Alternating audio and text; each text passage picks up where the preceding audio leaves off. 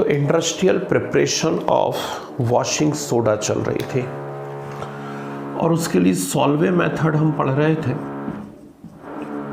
और Solvay method का जो रॉ मटेरियल था वो था ammonia, CO2 and brine solution. Brine solution मतलब क्या था? Concentrated NaCl solution. सबसे पहले प्रिंसिपल हम सीखते हैं। मेथड का प्रिंसिपल क्या है? तो प्रिंसिपल ये था कि अमोनिया वाटर के अंदर डिसॉल्व होती है और अमोनिया जब वाटर के अंदर डिसॉल्व होती है तो क्या बनाती है? NH4OH, that is ammonium hydroxide, base है ना।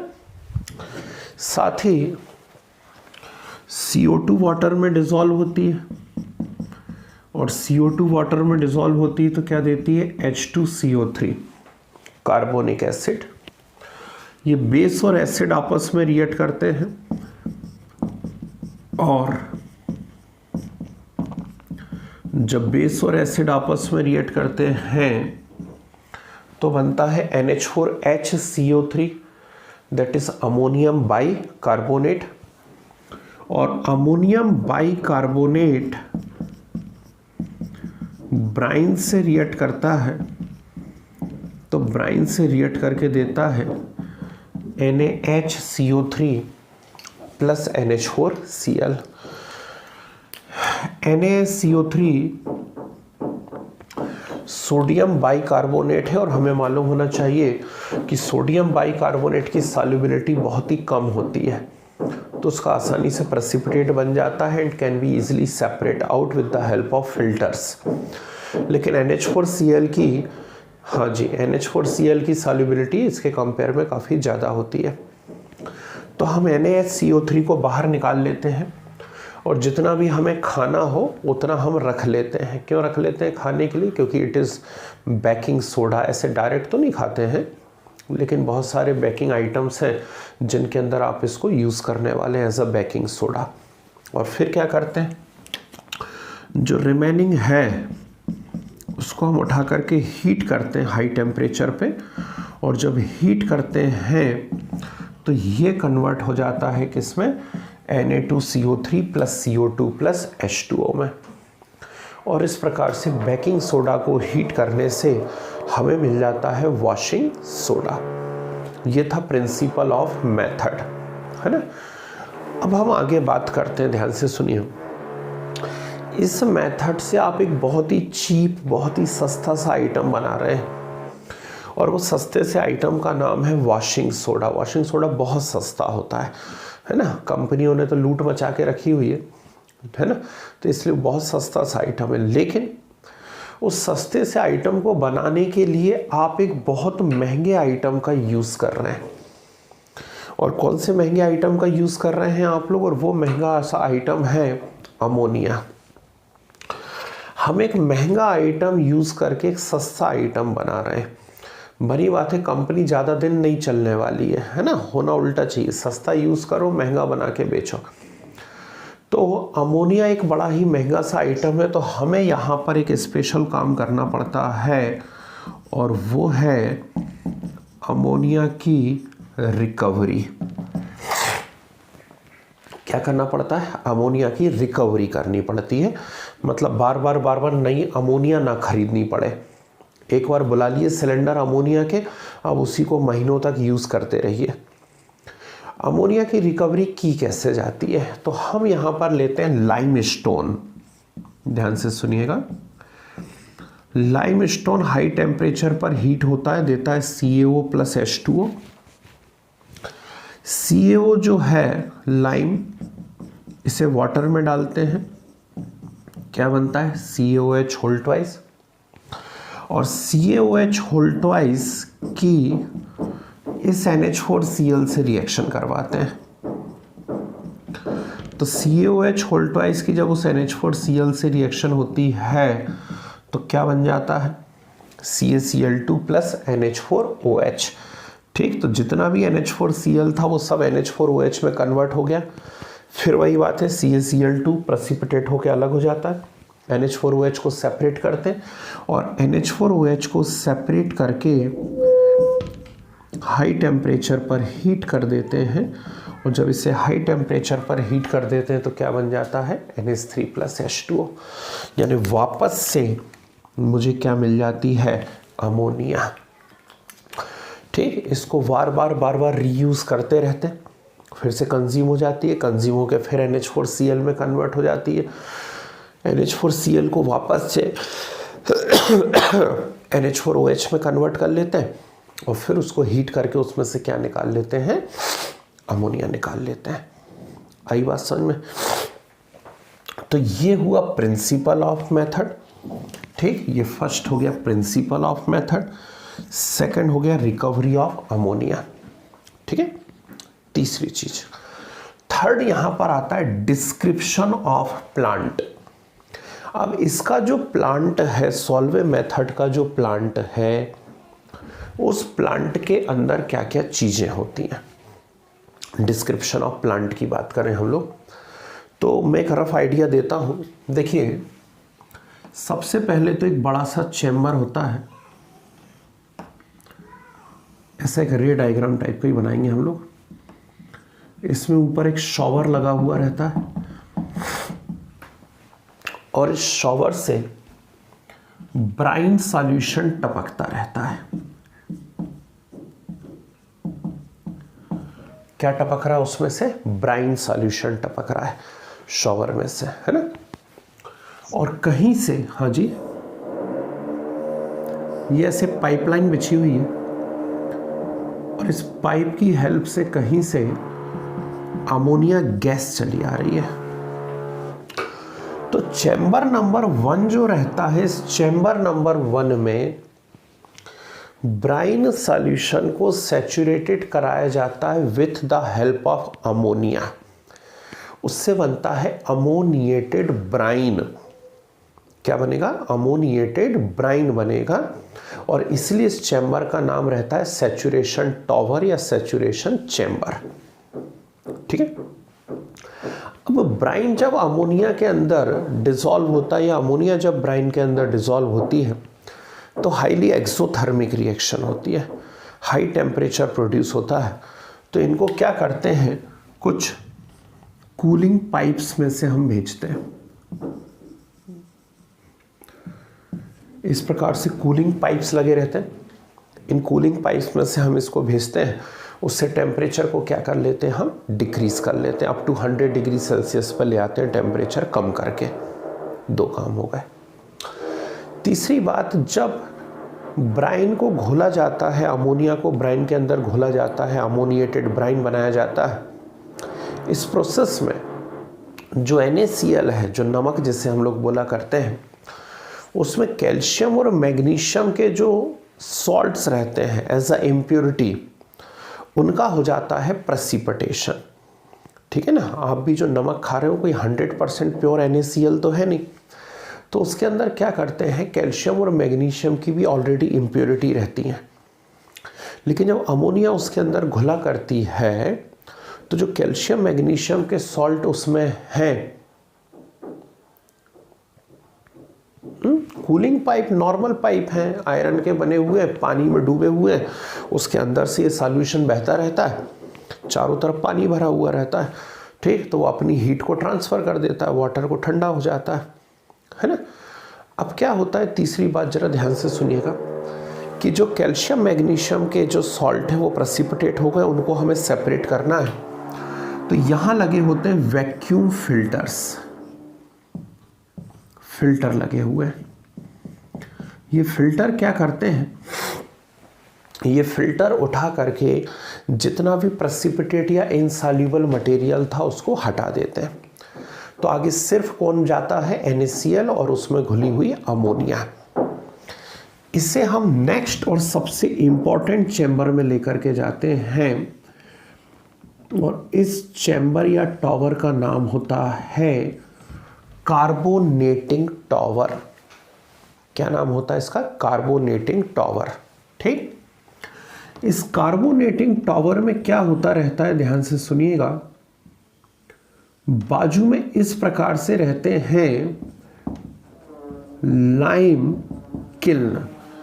ठीक, क्या लगा हुआ है बाजू में? लाइम किल्न लगा हुआ है। लाइम किल्न मतलब क्या है? लाइम किल्न मतलब यहां पर है चूने का भट्टा या चूने की भट्टी लगी हुई है, और इस चूने के भट्टे या भट्टी के अंदर लाइम स्टोन को हाई टेम्परेचर पे हम हीट करते रहते हैं, CaCO3 को। ये देखो यहाँ, ये रहा CaCO3, हाई टेम्परेचर पे उसे आप हीट करते रहते हैं। तो जब CaCO3 हाई टेम्परेचर पर हीट होता है तो उससे क्या बनता है? CaO+। ओहो, इतनी बड़ी गलती करके रखी है, बताया भी नहीं तुम लोगों ने। CaCO3 को गर्म करा हुआ है तो क्या बना हुआ है? CaO+CO2 बना हुआ है, H2O लिखा हुआ है ना, बोल भी नहीं रहा। तो CaCO3 को हीट करा हुआ है, उससे क्या बना हुआ है? CaO+CO2। CO2 को यहाँ से निकाल के पाइप की हेल्प से इस चैम्बर में भेजा जाता है। और यहाँ कौन चला आ रहा है इस चैम्बर के अंदर? Ammonia plus NaCl। तो अब तीनों आपस में मिल गए। कौन कौन तीनों आपस में मिल गए? अमोनिया, NaCl और CO2। तो ये जो रिएक्शंस हो रही हैं, कहाँ तक की? ये ठीक, ये जो रिएक्शंस हो रही हैं, ये चारों की चारों रिएक्शन कहाँ होती है? चैम्बर नंबर 4 में होती हैं, और इसे कहा जाता है कार्बोनेटिंग टॉवर। सबने सुना मैंने क्या कहा? ठीक, चैम्बर नंबर 4 के अंदर ये रिएक्शन होती है, और इस चैम्बर नंबर 4 को हम क्या कहते हैं? कार्बोनेटिंग टॉवर कहा करते हैं। तो यहाँ पे ये सारी सारी रिएक्शंस हुआ करती हैं। Is it clear? और क्या बन जाता है? सोडियम बाइकार्बोनेट और NH4Cl। हाँ जी, कोई डाउट? बोलिए।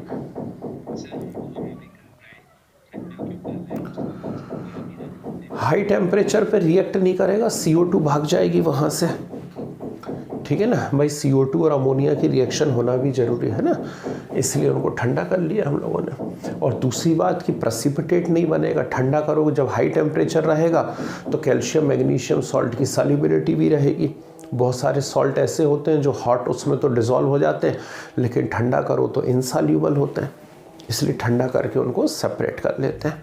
ठीक है, अब क्या करेंगे? यहाँ से 4th चैम्बर में क्या क्या बन गया? ध्यान से देखो, NaSCO3, सोडियम बाइकार्बोनेट और NH4Cl बन गया। इन्हें यहाँ से बाहर निकालते हैं।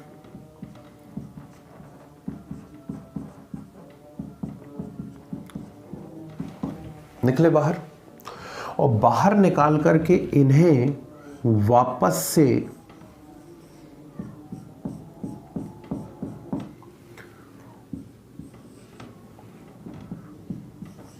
काय के अंदर भेजा जाता है। इन्हें वापस से भेजा जाता है वैक्यूम फिल्टर के अंदर।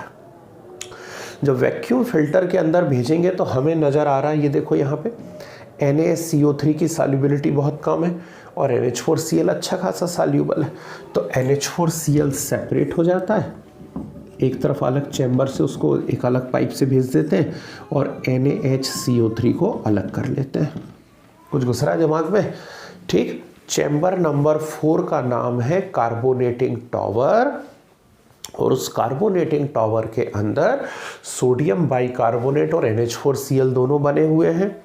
इनको बाहर निकाला, बाहर निकाल करके वैक्यूम फिल्टर में भेजा। हमें मालूम है NaCO3 ऑलमोस्ट इनसॉल्यूबल है, उसको अलग कर लिया, NH4Cl को आगे बढ़ा दिया। क्लियर है बात? अब ऊपर देखो, वहाँ पे क्या लगा हुआ है? लाइम किल्न, चूने का भट्टा। तो इस चूने के भट्टे में क्या बन रहा है? CO2 और CaO। ठीक, CO2 तो ये यहाँ यूज हो गई है ना, यहाँ पे कौन आ रहा है? CaO। ठीक, तो इसको थोड़ा सा पीछे कर दूं, यो।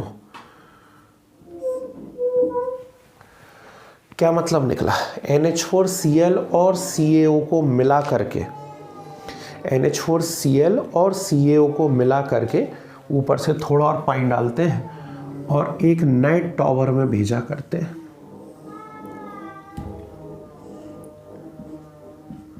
एक नए टॉवर में भेजेंगे। इस टॉवर का नाम रहता है ammonia recovery tower. Last chamber है उसका, क्या नाम है उसका, ammonia recovery tower. Ammonia recovery tower में क्या होगा, इधर देखो ध्यान से, CaO और NH4Cl ये आपस में रिएक्ट करेंगे, और CaO और NH4Cl आपस में रिएक्ट करेंगे तो क्या बनेगी, अमोनिया गैस, है ना। तो CaO और NH4Cl आपस में रिएक्ट करके अमोनिया गैस बनाते हैं, और इस अमोनिया गैस को हम इस चैम्बर में से बाहर निकाल करके बार बार कहाँ यूज़ करते रहते हैं, फर्स्ट चैम्बर के अंदर, दैट इज सैचुरेशन टॉवर। कुछ गुस्सा दिमाग में, एक और बार पूरा बोल के बता देता हूँ।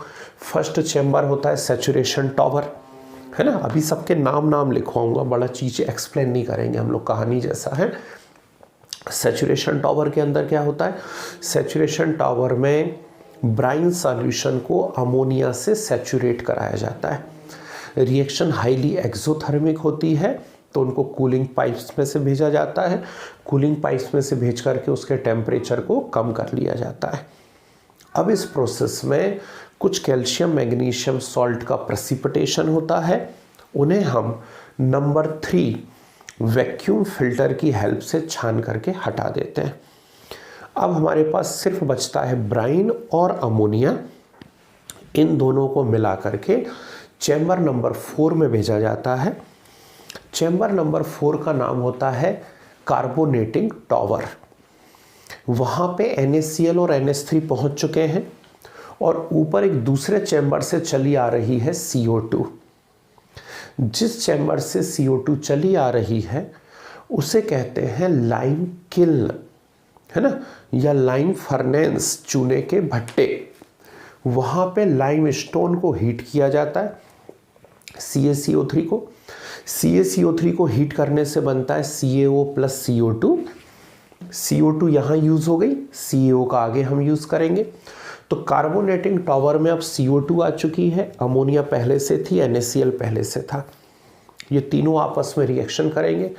कितनी रिएक्शन होंगी, टोटल 4। कौन कौन सी, ये चारों रिएक्शन कहाँ पर होती हैं, कार्बोनेटिंग टॉवर में। इससे NaCO3 और NH4Cl मिलता है, मिक्सचर को बाहर निकालते हैं, फिल्टर में भेजते हैं, फिल्टर से NH4Cl अलग हो जाता है, NaCO3 अलग हो जाता है। अब इस NH4Cl को किल्न से मिलने वाले CaO में मिलाया जाता है, पानी डालते हैं और एक नए चैम्बर में भेज देते हैं। चैम्बर का नाम है अमोनिया रिकवरी टॉवर। वहाँ अमोनिया वापस से प्रोड्यूस होती है और उसको हम यूज़ करते जाते हैं, कहाँ पर, फर्स्ट चैम्बर के अंदर। अगली बात समझ में, यहाँ तक कोई दिक्कत तो नहीं। लास्ट अब क्या बचा, क्या बन चुका है आपके पास, NaCO3। जितना as a baking soda use करना उतना ठीक है, और बाकी को पकड़ करके फिर से ऐसे कुछ किल्न रहते हैं, फर्नेस या भट्टे रहते हैं, है ना, ये आग जल रही है, इसके अंदर हीट करते हैं, और NaCO3 को जब हीट करते हैं तो वो डिकम्पोज होता है, और डिकम्पोज होके क्या बना देता है, Na2CO3। अगली बात सुन, तो ये चैम्बर नंबर 8 के अंदर ये रिएक्शन होती है, फिर चैम्बर नंबर 7 के अंदर ये रिएक्शन होती है, और चैम्बर नंबर 6 में ये रिएक्शन होती है। कुछ गुस्सा दिमाग के अंदर, कंफ्यूजन तो नहीं हो रहा किसी प्रकार का? तो बड़ी सिंपल सी मेथड है, लेकिन अब हम बड़ी क्लास में आ गए। 10th में तो ऐसा रहता था कि डायग्राम को एक्सप्लेन कर दो, अब बड़ी क्लास में आ गए हम लोग, कॉम्पिटिटिव के नज़रिए से पढ़ रहे हैं चीज़ों को, तो कोई भी एक चैम्बर आपसे पूछा जा सकता है, तो उसके बारे में आपको मालूम होना चाहिए। क्लियर है बात, ठीक है ना? तो चलिए, कहाँ तक लिख लिया था हम लोगों ने लास्ट क्लास में? प्रिंसिपल लिख लिया था हम लोगों ने, है ना? डालो heading, recovery of ammonia. Recovery of ammonia लिखिए, ammonia used in this process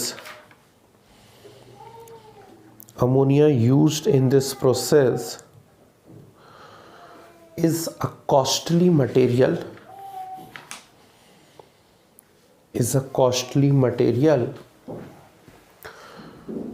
and recovered again and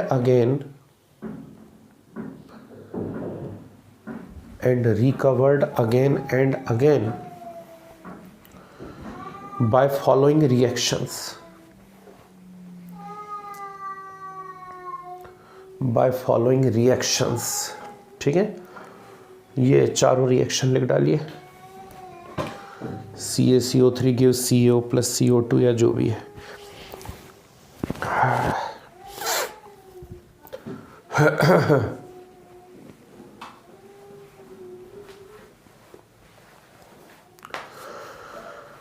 Shri Ram.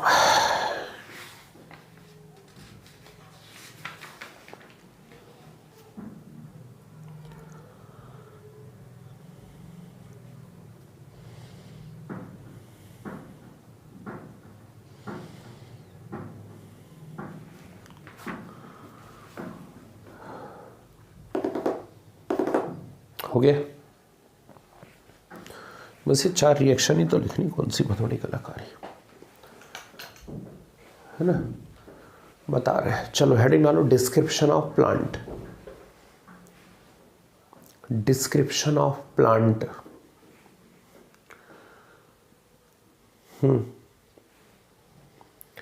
First, saturation tower. Saturation tower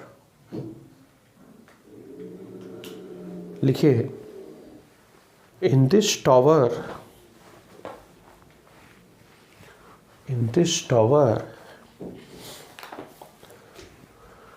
brine solution saturated with ammonia.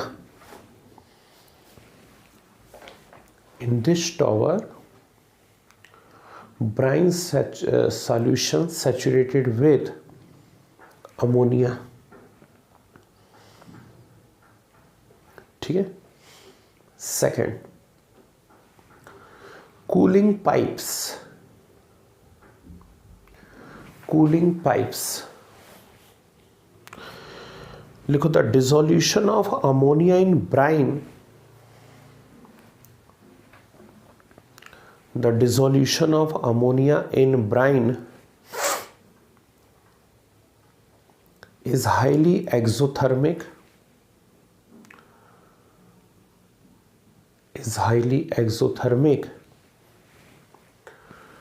so the temperature decrease up to 100 degrees Celsius. So the temperature decrease up to 100 degrees Celsius with the help of these pipes. With the help of these pipes. Third, vacuum filter.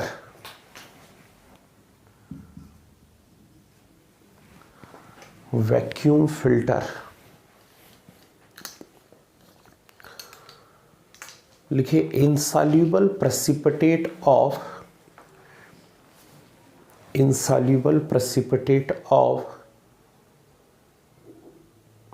calcium and magnesium salts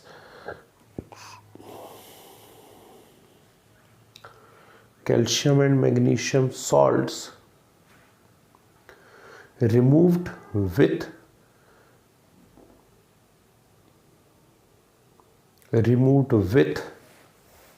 these filters. Removed with these filters. Next, carbonating tower.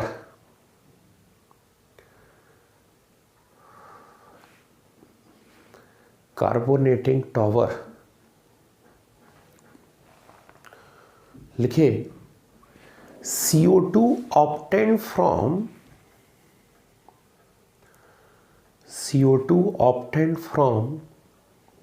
lime kiln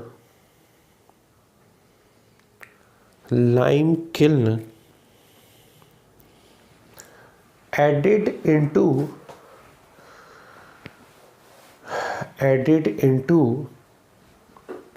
ammoniated brine added into ammoniated brine in this tower,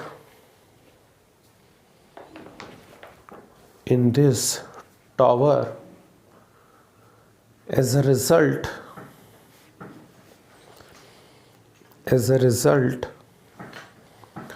NaHCO3 and added into this tower as a result NaHCO3 and NH4Cl obtained. NaHCO3 and NH4Cl obtained. ठीक है। Next, फिर से vacuum filter.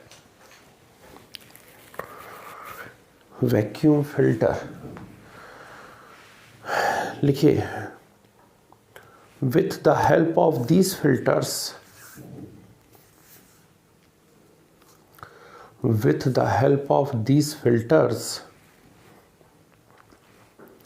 less soluble sodium bicarbonate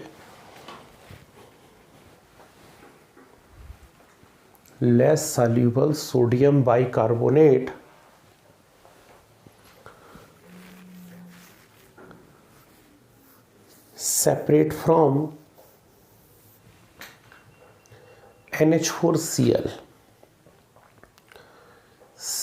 from NH4Cl, okay।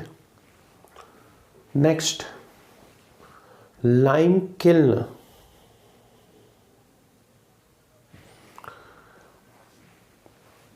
लिखिए, these are large furnaces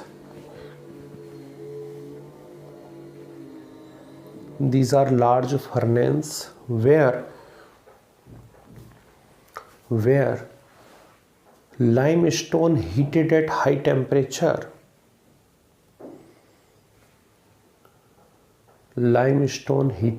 temperature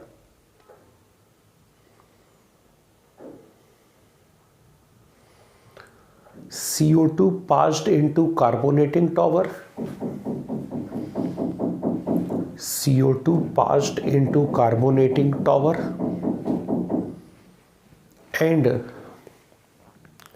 and CaO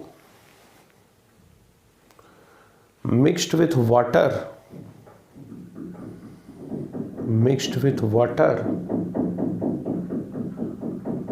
and NH4Cl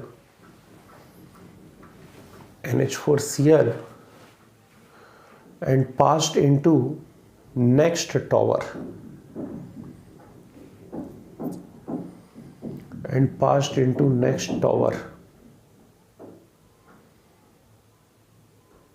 next 7 number पे है ना। हाँ जी बोलिए।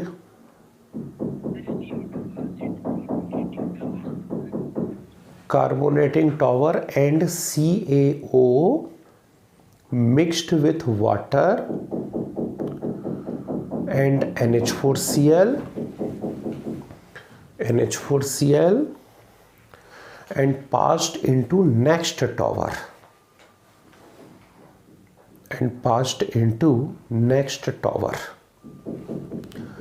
ठीक है। तो नेक्स्ट टॉवर क्या है, 7 नंबर पे हेडिंग डाली जाएगी ammonia recovery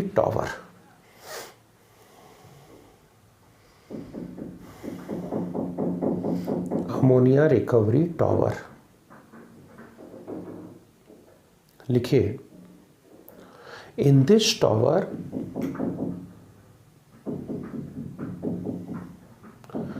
ammonia reproduce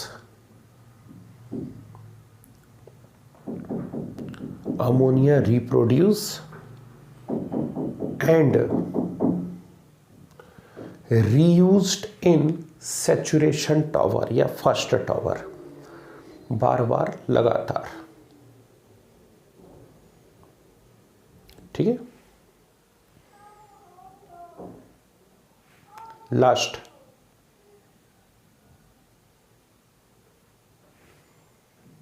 last फिर से फर्नेंस ही लिख लो, या बर्नर्स, जो लिखना हो। 8th नंबर पे बर्नर्स या फर्नेंस है, फिर से लिखिए। In these Berners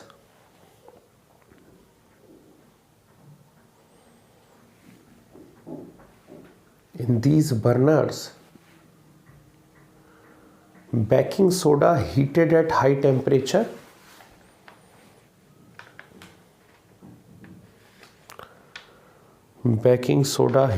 high temperature and which decompose into washing soda.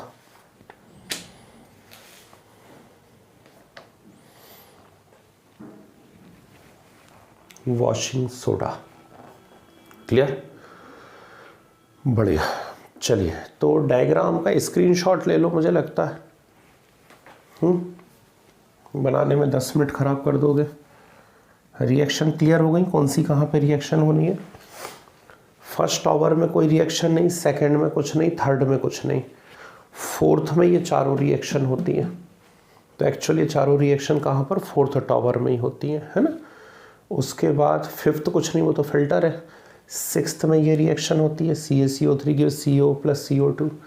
और क्या बच्चा हुआ है, सेवन्थ में ये तीनों रिएक्शन होती, नंबर डाला हुआ। और 8th में ये रिएक्शन होती है। ठीक है ना। चलिए, बढ़िया से स्क्रीनशॉट ले लिया। हाँ जी, कुछ बोलना चाह रहे हैं कोई तो बोलिए जल्दी। Property of washing soda, property of washing soda.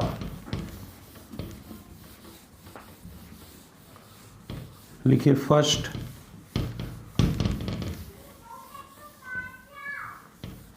soluble in water,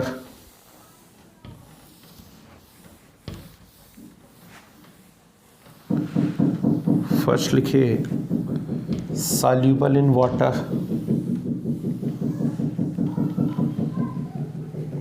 next, when heated at nearly, या बिलो लिखना, when heated below 373 Kelvin, when heated below 373 Kelvin, release 9 water of crystallization,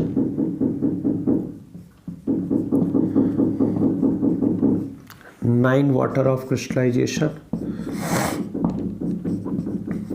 and above 373 Kelvin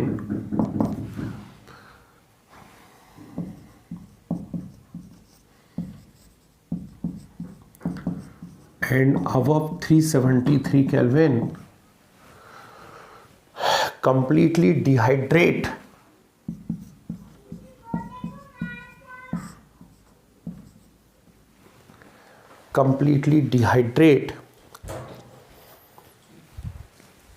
but not decompose on strong heating,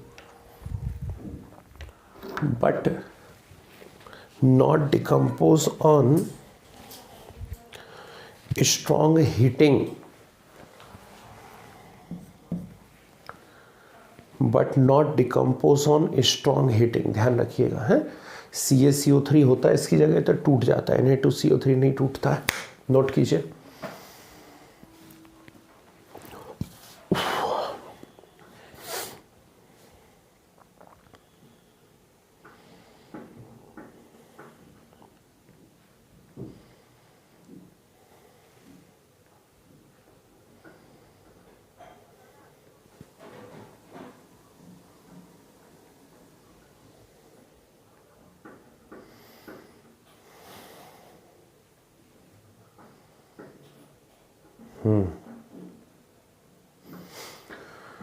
हो गया। चलिए फटाफट करना भाई,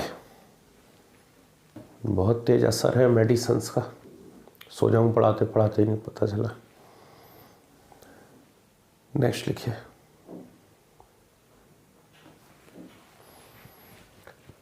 on hydrolysis gives alkaline solution.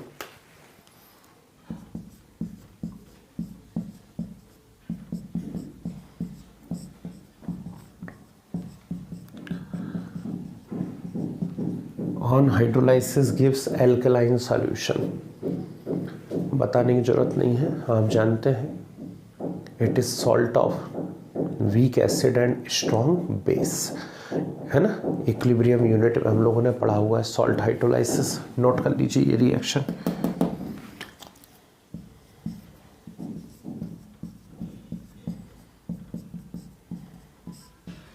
Water के साथ वाली रिएक्शन नोट कर लीजिए. नेक्स्ट लिखिए, reacts with mineral acid and release CO2. Reacts with mineral acids and release CO2. ये रिएक्शन नोट कर लीजिए.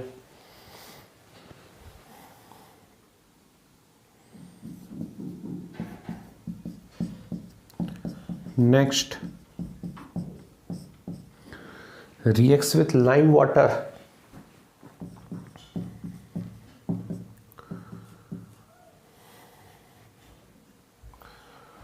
Reacts with lime water and give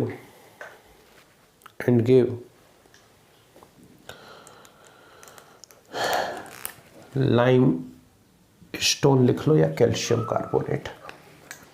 ये रिएक्शन नोट कर लीजिए.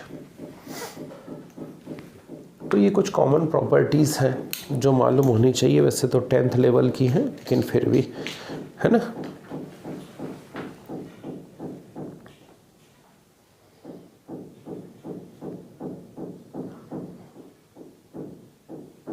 Uses.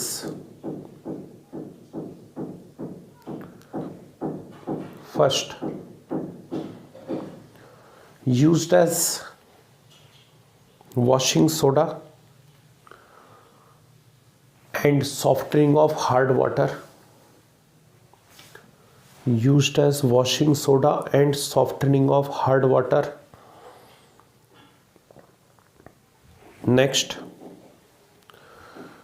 Na2CO3 plus K2CO3 पूछा गया क्वेश्चन है. Na2CO3 plus K2CO3 used as fusion mixture.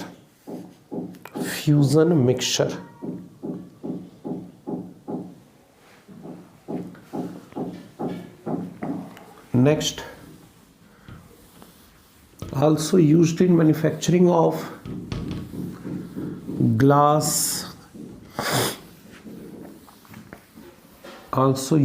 manufacturing of glass, borax, अगली यूनिट में पढ़ोगे borax, and as laboratory reagent.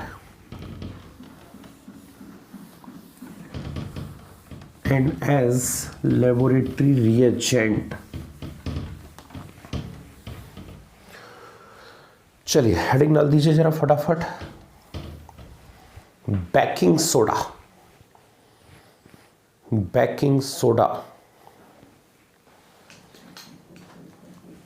Formula मालूम ही है सबको. NaHCO3. हाँ, बेकिंग सोडा में .10H2 कहाँ से आ गया भाई. NaCO3 केवल, है ना जी. प्रिपरेशन में लिखिए. Preparation on industrial scale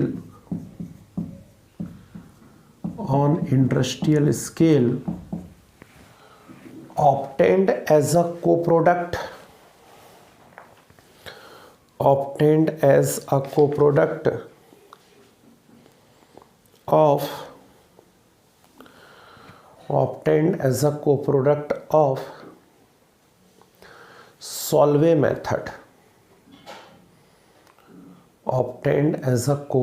of Solvay method. ये रिएक्शन लिख लीजिए बोर्ड पे से.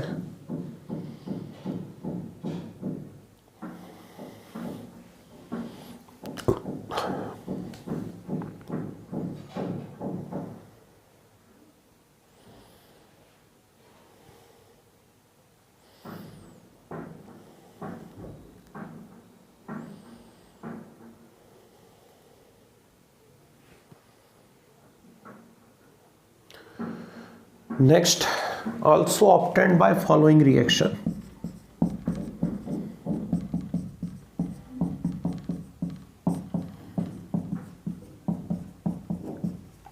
सोडियम कार्बोनेट के एक्वस सॉल्यूशन के अंदर CO2 भेजेंगे तो भी NaHCO3 बन जाएगा.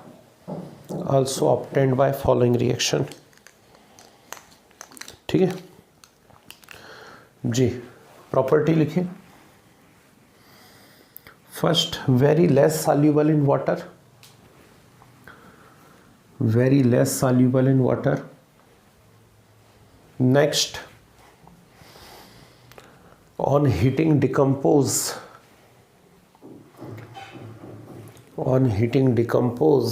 and give sodium carbonate. Decompose and give sodium carbonate. Arrow बना के लिख लो, यूजेस साथ में लिखवा देता हूँ. And due to this property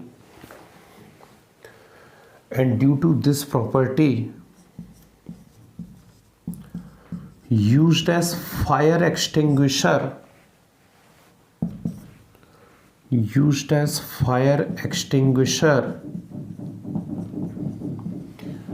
because produce CO2.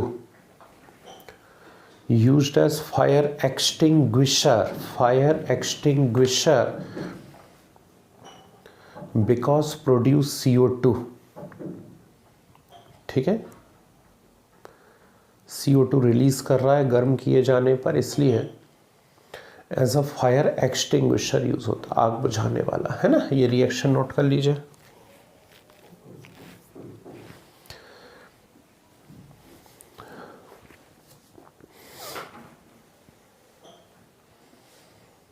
Next, used as antacid. Used as antacid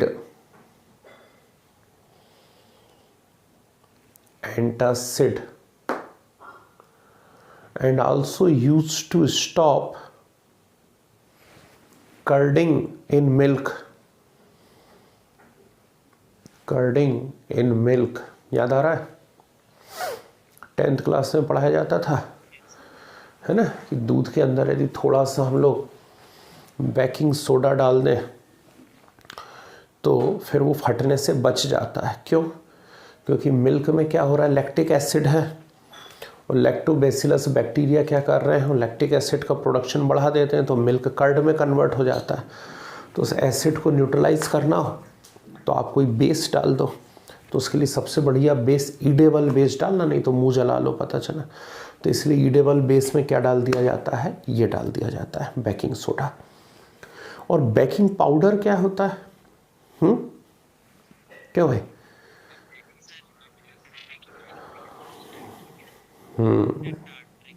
ठीक है, लिखिए. बेकिंग पाउडर कंसिस्ट या कंटेन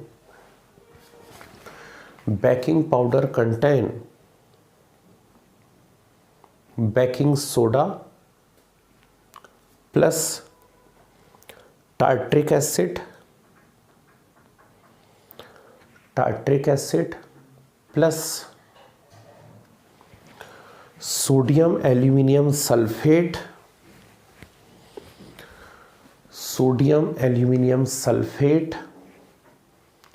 प्लस कैल्शियम बाइफॉस्फेट. बहुत तबीयत खराब हो गई. Calcium biphosphate plus starch as a filler, मतलब उसका वजन बढ़ाने के लिए स्टार्च डाल देते हैं. इतनी सारी चीज़ें होती हैं. तो आपको बताया जाता है टार्ट्रिक एसिड क्यों डाला जाता है ना. आपने यदि प्योर बेकिंग सोडा डाल दिया तो फूड मटेरियल ठीक है फ्लफ़ी तो बनाएगा उसको, वो थोड़ा थोड़ा सा, है ना, फुसफुसा हो जाएगा, ऐसे ऊंचे ऊंचे हो जाएंगे, फ्लफ़ी तो बनाएगा. लेकिन एक प्रॉब्लम है. प्रॉब्लम क्या है? प्रॉब्लम यह है कि जो भी फूड मटेरियल है वो बिटर हो जाएगा, है ना, कड़वाहट आ जाएगी. तो इसलिए उसके स्वाद को न्यूट्रल बनाए रखने के लिए एसिड डाला जाता है थोड़ा सा। ठीक, चलिए खत्म करिए, सेंट्रल हेडिंग डालिए कास्टिक सोडा। कास्टिक सोडा जी, NaOH। ठीक है, 3 सेल बता रहा हूं और बस अब 3 सेल ही पढ़ेंगे आज, और साथ साथ उनकी रिएक्शन बता दे रहा हूं, है ना। इसके आगे नहीं पढ़ा पाएंगे। ध्यान से देखिएगा, तीनों बड़ी इंपॉर्टेंट सी सेल हैं।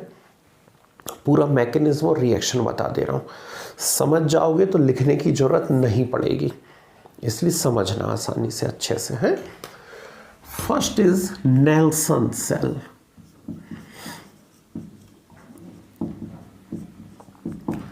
नेल्सन सेल सबसे प्रिमिटिव टाइप का है, प्रिमिटिव तो नहीं बोलना चाहिए, लेकिन सबसे पहला जो डिस्कवर हुआ था NaOH बनाने के लिए वो नेल्सन सेल था। क्या करा नेल्सन अंकल ने, ध्यान से देखिए, कोशिश करता हूँ आज सीधा बन जाए, हर बार मुझसे थोड़ा सा तिरछा हो जाता है।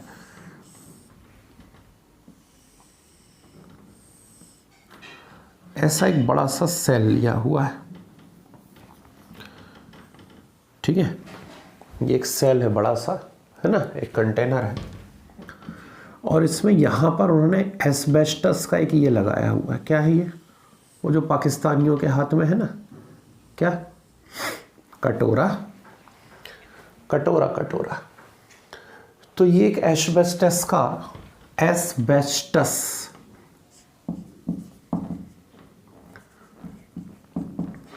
का यहाँ पे कटोरा टाइप का लगा हुआ था। इसकी कैरेक्टरिस्टिक होती है पोरस होता है, बहुत बारीक बारीक बारीक बारीक इसके अंदर होल होते हैं, और इसके ठीक नीचे आयरन की शीट लगी होती है। ये आयरन शीट है, ये काम करता है कैथोड के जैसा। ठीक है, यहां बीच में एक मोटी ग्रेफाइट की रॉड डली होती है, और ये वर्क करती है एनोड के जैसा। इतना डायग्राम समझ में आ रहा है? ठीक, तो ग्रेफाइट रॉड डली हुई है, वो एनोड के जैसा काम कर रही है। एस्बेस्टस का एक कटोरा बना हुआ है, नीचे आयरन का एक कैथोड लगा हुआ है। ठीक, यहां भरा जाता है फ्यूज्ड NaCl। जो हमने डाउन सेल में काम करा था वही काम यहां होता है। क्या करा था पिछली क्लास में आपने डाउन सेल के अंदर? डाउन सेल में हम लोगों ने NaCl का इलेक्ट्रोलाइसिस किया था, फ्यूज्ड या मोल्टन NaCl का इलेक्ट्रोलाइसिस किया था। बोलो उससे क्या बना था? Na positive and Cl negative. Negative से इलेक्ट्रॉन ले लिए, तो Cl नेगेटिव से इलेक्ट्रॉन ले लोगे तो क्या बनेगा? Cl2+2 इलेक्ट्रॉन बने, और Na पॉजिटिव को हम वो इलेक्ट्रॉन दे देंगे, तो Na पॉजिटिव इलेक्ट्रॉन ले लेगा तो क्या बन जाएगा? Na। तो क्लोरीन गैस रिलीज हो रही है, और क्लोरीन गैस कहाँ पे रिलीज होगी जल्दी से बोल दीजिए? एनोड पर, ऑक्सीडेशन हो रहा है ना। ठीक, और एनोड किसका? ग्रेफाइट का। तो यहाँ पर एक पाइप लगा रहता है, एग्जिट पाइप होता है इस प्रकार से, और इसमें से कौन सी गैस आपको बाहर मिलती रहती है? क्लोरीन। तो क्लोरीन इस रिएक्शन का एक मेजर को प्रोडक्ट होता है, बहुत महंगी गैस होती है क्लोरीन, है ना। तो यहाँ से क्लोरीन बाहर मिलती रहती है, और इसमें जो बहुत बारीक बारीक पोर्स होते हैं उनमें से डिफ्यूज होकर के सोडियम कहाँ आता जाता है? बाहर, कैथोड पर।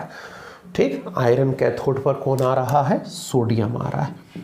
ये कैथोड पर सोडियम आ गया। आ गया, इतने में कोई दिक्कत तो नहीं, सिंपल है। एस्बेस्टस का ऐसा एक है ना कटोरा टाइप का लगा हुआ है, अंदर फ्यूज्ड NaCl है, उसका इलेक्ट्रोलाइसिस करा रहे हो, एनोड पे क्लोरीन रिलीज हो रही है, कैथोड पे कौन आ गया? सोडियम। हो गया। अब क्या करा जाता है, इस कंटेनर के अंदर वाटर वेपर्स भेजी जाती हैं। क्या भेजी जाएंगी? Water vapours. ठीक, तो वाटर वेपर्स जब अंदर घूमेंगी तो वो किसके कांटेक्ट में आएंगी? सोडियम के कांटेक्ट में आएंगी। आयरन के ऊपर सोडियम आ चुका है, और जब सोडियम के कांटेक्ट में वाटर वेपर्स आएंगी तो तुरंत रिएक्शन होगी और क्या बनने लगेगा, NaOH प्लस H2। आ रही बात समझ में? तो NaOH का कंडेंसेशन होने लगता है, वो यहाँ इकट्ठा होने लगता है नीचे, और कौन सी गैस लिबरेट होने लगती है यहाँ से, हाइड्रोजन। तो इस मेथड के अंदर दो मेजर को प्रोडक्ट बनते हैं। एक को प्रोडक्ट होता है क्लोरीन गैस और दूसरा को प्रोडक्ट होता है कौन, हाइड्रोजन। और एज अ मेजर प्रोडक्ट या मेन प्रोडक्ट क्या मिलता है आपको, NaOH उर्फ कास्टिक सोडा। है इंटरेस्टिंग सी सेल। ठीक, तो ये बहुत ही प्यारी सी सेल है, नाम है इसका नेल्सन सेल। ठीक है, अब इससे कहीं ज्यादा इंपॉर्टेंट सेकंड सेल है भाई, भयंकर इंपॉर्टेंट। इसका नाम है कास्टनर केल्नर सेल। ठीक, कास्टनर केल्नर सेल, दो भाई थे और दोनों ही नर थे, तो इसलिए उनका नाम पड़ गया कास्टनर और केल्नर, है ना, ऐसे मजाक में बोलता हूं मैं। तो कास्टनर केल्नर सेल क्या करा इन लोगों ने, अंकल लोगों ने कैसी सेल बनाई, बहुत ध्यान से देखो, ये बड़ा इंपॉर्टेंट सेल है। इन्होंने एक ऐसी बड़ी लंबी सी सेल ली, यो, ठीक, ऐसी लंबी सी सेल ली, और इस सेल में स्लेट होती ना, स्लेट, वो बचपन में लिखा करते थे आप लोग कलम से उसके ऊपर, ठीक है ना, उस स्लेट से ऐसे पार्टीशन बना दिए, ग्रूव्स बने हुए हैं इसके अंदर, खांचे, और उन खांचों की हेल्प से ऐसे पार्टीशन बना दिए, ऐसी स्लेट फंसी हुई है इनके बीच बीच में। ठीक, तो कितने चैम्बर बन गए इसके अंदर, 3 चैम्बर बन गए, 1 2 3। याद रखना, चैम्बर नंबर से ही पूछा जाता, चैम्बर नंबर 1 में क्या, चैम्बर नंबर 2 में क्या, चैम्बर नंबर 3 में क्या। तो 3 चैम्बर बनाए, जैसे ग्रुप से खांचे हैं और स्लेट फंसा दिए उसके अंदर, उनसे क्या बन गए हैं, चैम्बर्स बन गए। नीचे पूरे में मरकरी फैला हुआ है, ठीक है, नीचे पूरे में मरकरी है। अब बहुत ध्यान से सुनना और समझना, बाहर के जो 2 चैम्बर्स हैं, चैम्बर नंबर 1 और चैम्बर नंबर 2, इन दोनों चैम्बर में मरकरी कैथोड के जैसा काम करता है, और बीच वाले चैम्बर में मरकरी एनोड के जैसा काम करता है। ये हम अपने हिसाब से सर्किट को सेट कर सकते हैं, आउटर सर्किट से जैसा जोड़ोगे चीज़ वैसा काम करने लगती है ना। तो बाहर के दोनों इसमें ये मरकरी कैथोड, बीच वाले में मरकरी एनोड। साथ में यहां लगाए जाते हैं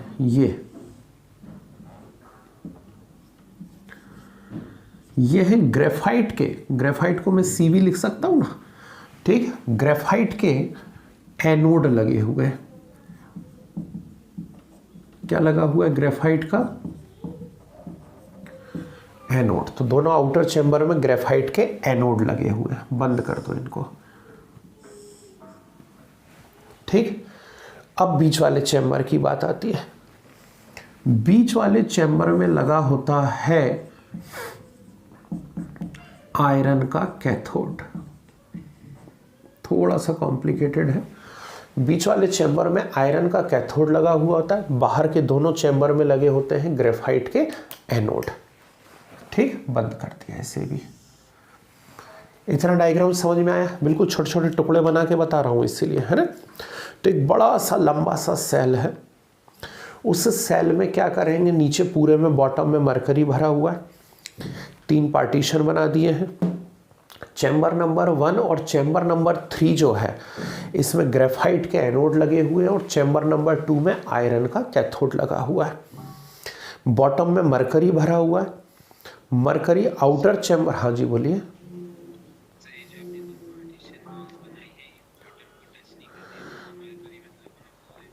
हाँ, मरकरी पूरे में फैला हुआ है, उसे हिलाने वाले हैं भी अपन लोग, वही इसकी सबसे इम्पोर्टेंट बात है।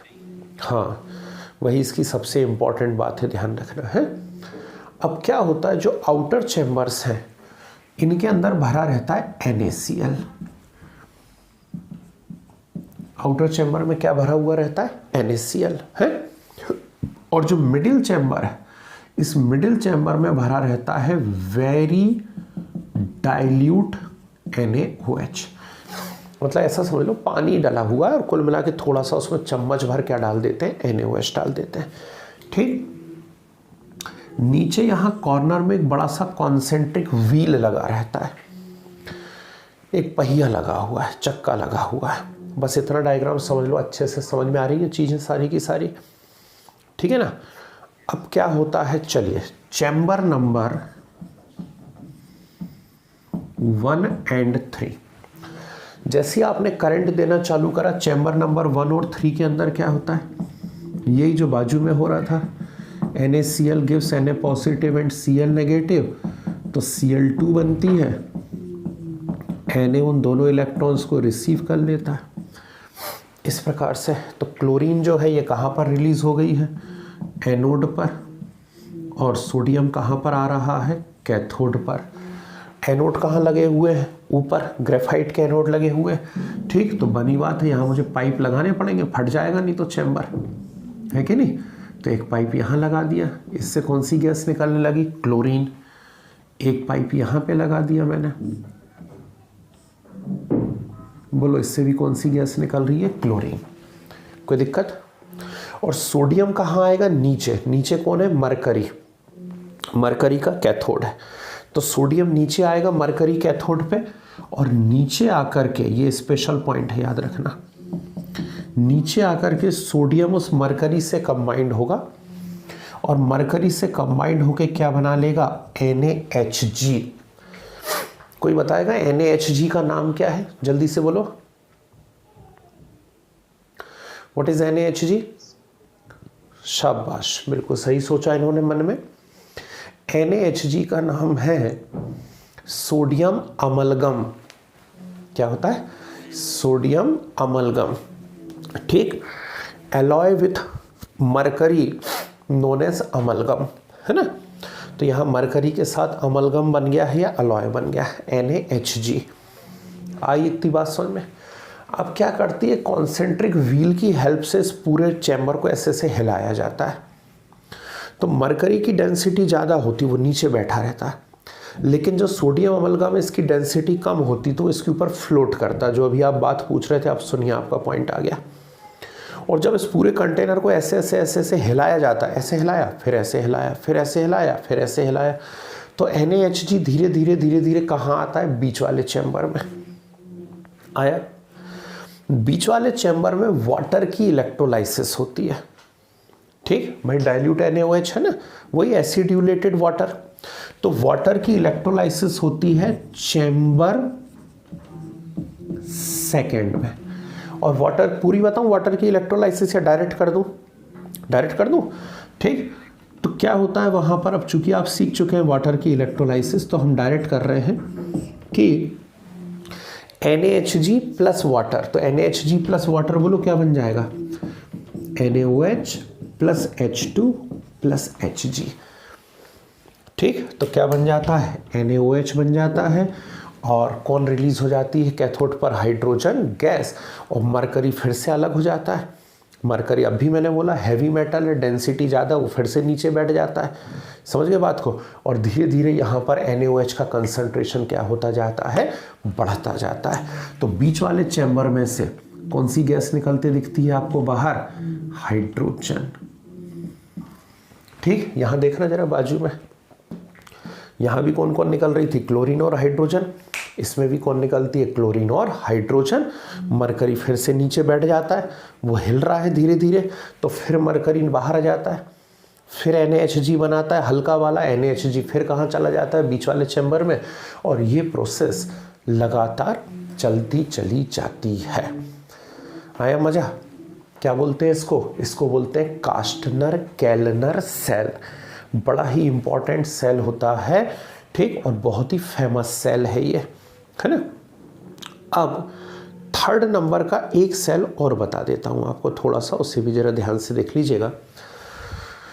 थर्ड सेल होता है वहाँ थोड़ा सा स्पेस है, यहाँ बता देता हूँ। थर्ड सेल मॉडर्न सेल है, Solvay trough cell. Third cell को कहा जाता है सोल्वे ट्रफ सेल। अब सोल्वे अंकल ने कहा कि यार इतना नाटक करने की क्या ज़रूरत है, ये चैम्बर बनाओ फिर हिलाओ उसको डब्बे को बैठ करके, है ना, इतने सारे उसके अंदर छोटे छोटे चैम्बर बनाओ।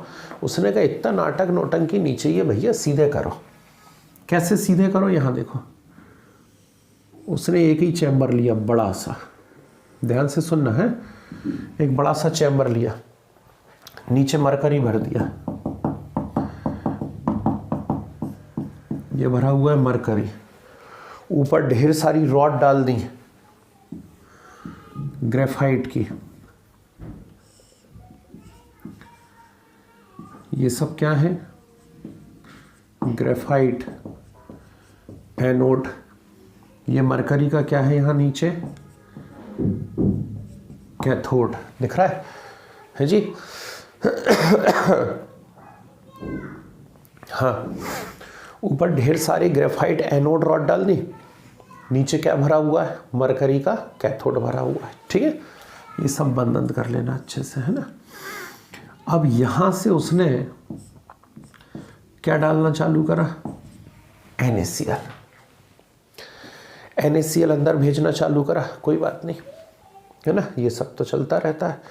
ठीक,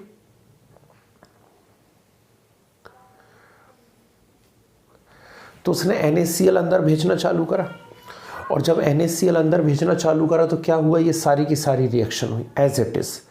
ये पूरी की पूरी रिएक्शन वहां पर भी होंगी जो किस में हो रही थी, कास्टनर केल्नर सेल में हो रही थी। हुई पूरी पूरी रिएक्शन, और इससे NaOH नहीं बना, NaHG बना। तो यहां से सोडियम अमलगम को उसने बाहर निकाल लिया। क्या बाहर निकाल लिया, सोडियम अमलगम। ठीक, अनयूज्ड NaCl यहां से बाहर चला गया, अनयूज्ड NaCl वहां से बाहर गया, सोडियम अमलगम निकल आया। ठीक, और क्लोरीन गैस तो निकलेगी, कोई दिक्कत नहीं। और इस सोडियम अमलगम को अलग लेकर के गया कहीं दूसरे चैम्बर में ले जा करके, उस सोडियम अमलगम की किससे रिएक्शन करवा दी, वाटर से। और सोडियम अमलगम की जब वाटर से रिएक्शन करवा दी तो क्या बन गया, NaOH, हाइड्रोजन गैस उधर अलग निकल गई, और मरकरी फिर से मिल गया। मरकरी लाके फिर भर दिया उस चैम्बर के अंदर। तो इतने सारे चैम्बर बनाने के बजाय उसने सीधे अपना काम कर दिया।